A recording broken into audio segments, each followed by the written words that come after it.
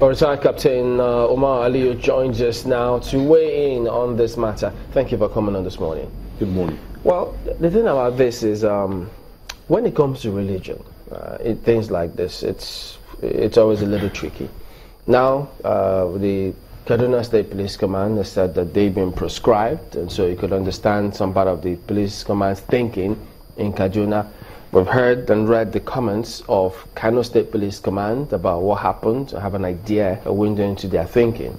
We've also heard from Mr. Inuwa himself, who thinks that, look, they cannot be proscribed because they are a religion and not an association, even though he didn't tell us if they've gone to court to challenge all of those. But as it is now, how do you think both parties or we should approach this so it doesn't escalate? Well, as it goes, I want to start by saying these are not the best of times for the Shiites, the Islamic movement of Nigeria. And the reason is because they have consistently mismanaged their public image. From 79 to date, the Islamic movement of Nigeria has had running battles with every single government in power.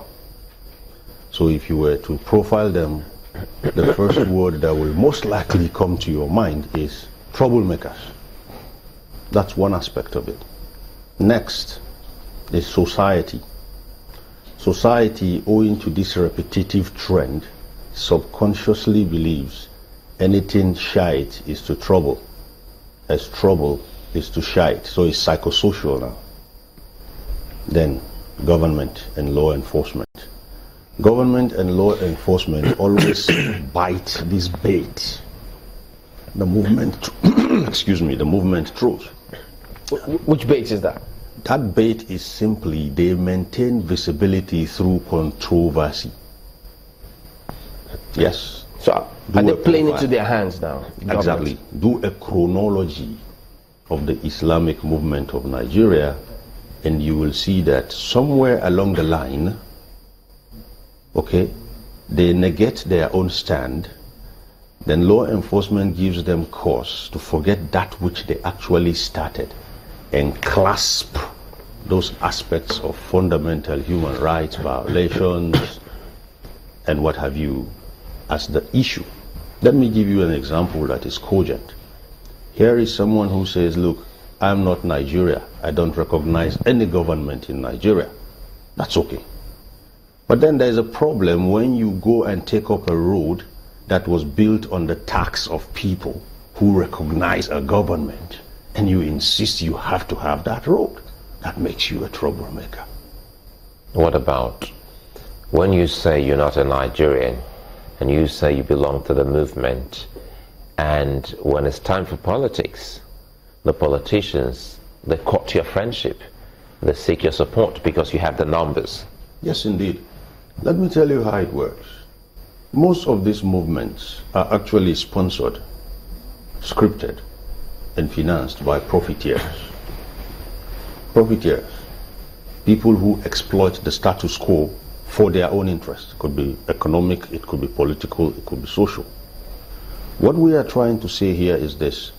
From a sideline perspective, from a sideliner's perspective, through the eyes of a security practitioner, I think the problem is that movement has worked itself into a very dire strait. Today, as I speak to you, doing things in God's name is no longer trendy, especially when you do bad things. That's to the government or to the people who are gullible? To everyone. Boko Haram has cleared all doubts about that. When they came on board, Boko Haram was seen as a religious sect that was actually out to take anything out that wasn't Muslim. Today we know better.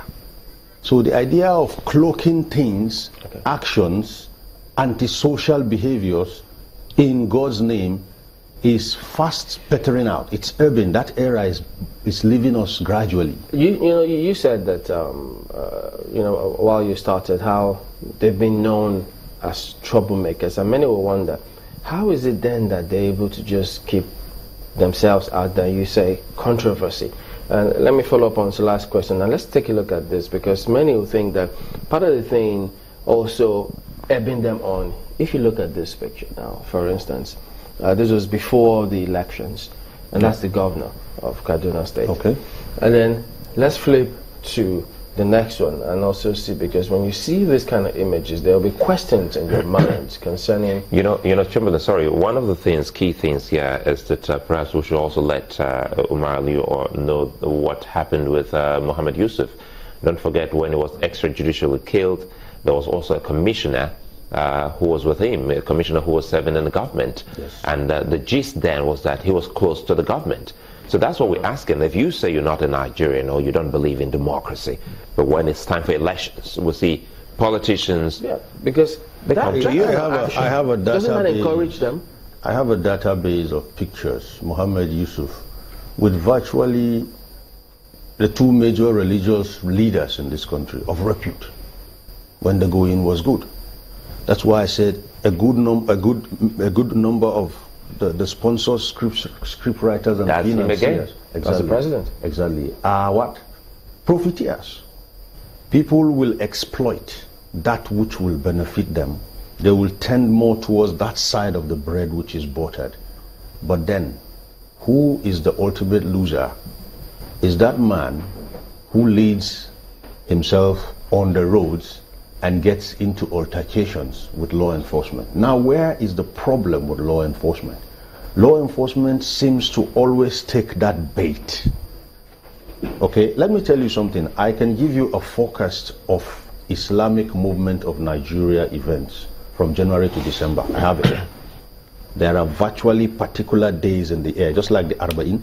The Arba'in is just symbolic of the 40th day, after which the Prophet's grandson was killed, Imam Hussein. Normally, Islamically, prayers are said 40 days after the repose of the deceased. Now, if you have a forecast of event of these people activity, all you need to do is to draw a religious map along the routes they are going to take.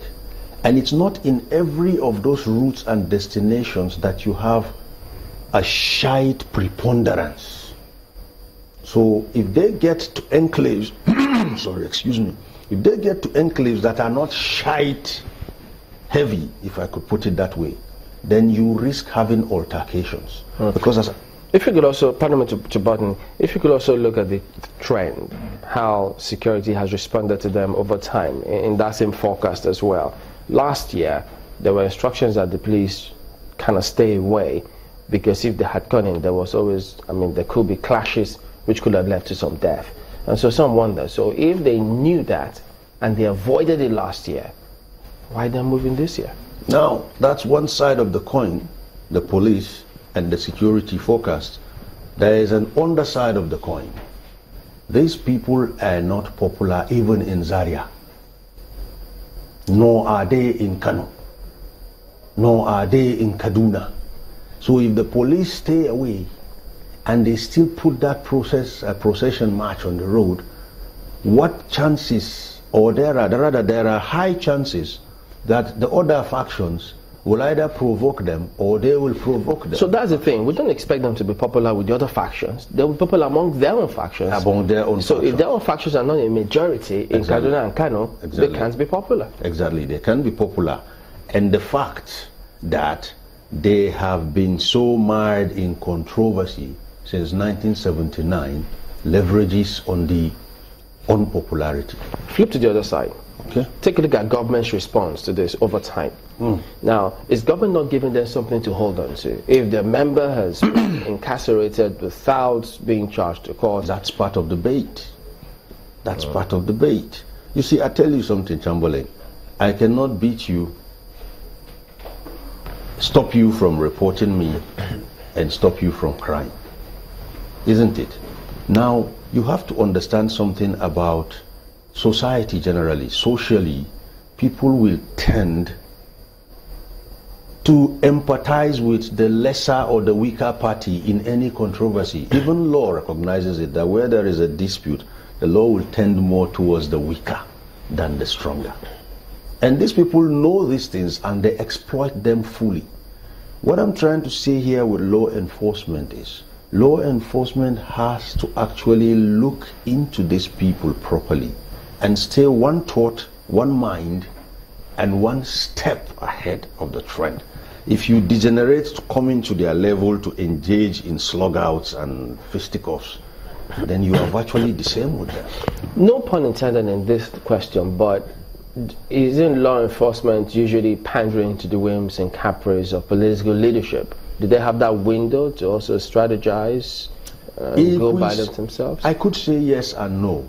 But then it's up to political leadership to know that law enforcement somehow will make a statement of what your government stands for or does not stand for. So if any leader thinks he can use law enforcement arbitrarily, it's up to him.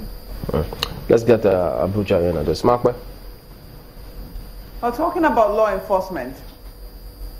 Yeah, talking about law enforcement and statements. You've seen the police statement. How plausible do you think that statement is? Very, very unplausible. We've had, let me use my favorite parlance, we've had our fair baptism of massacres involving law enforcement, whether military or paramilitary, and the civil populace. Okay?